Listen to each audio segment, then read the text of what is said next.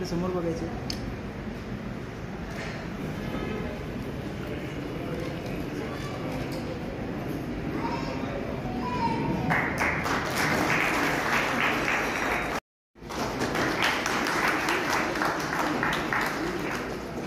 समोर बघायचं.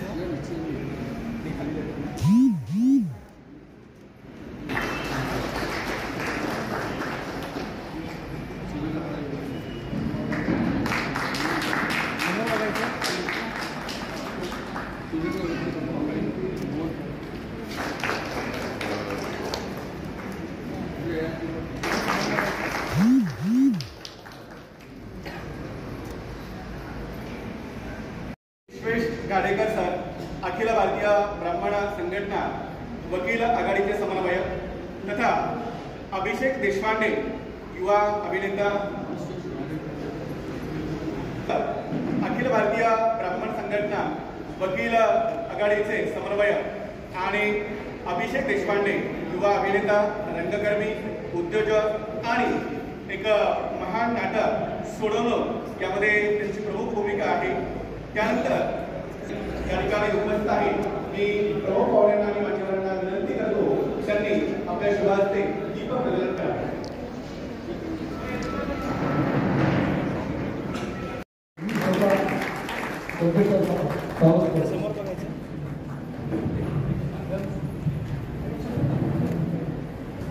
विशेष सूचना इथे नानांनी जमवून आणला ही खूप अभिमानाची गोष्ट आहे. आपण सर्वांनी एवढा चांगला प्रतिसाद द्यायला दिला.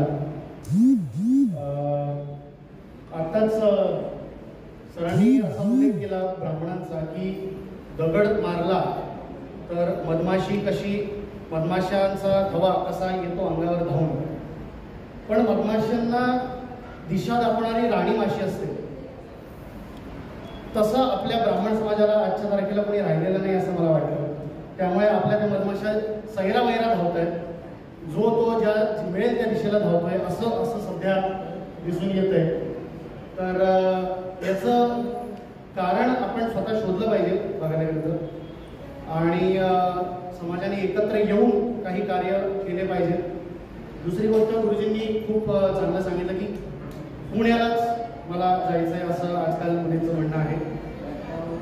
एक गोष्ट अजून जी लक्षात येते आजकाल की मुलाकडे 20 लाखाचं पॅकेज पाहिजे, स्वतःचं घर पाहिजे, स्वतःची गाडी पाहिजे. आता मग तू काय करशील?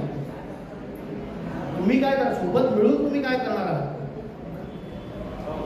संसार थाटणं कशाला म्हणतात, सोबत पुढे जाणं कशाला म्हणतात, हे जर आजच्या मुलींना किंवा इव्हन मुलांना सुद्धा मुलगा पण काहीही अपेक्षा ठेवून आजकाल मुली शोधतायत.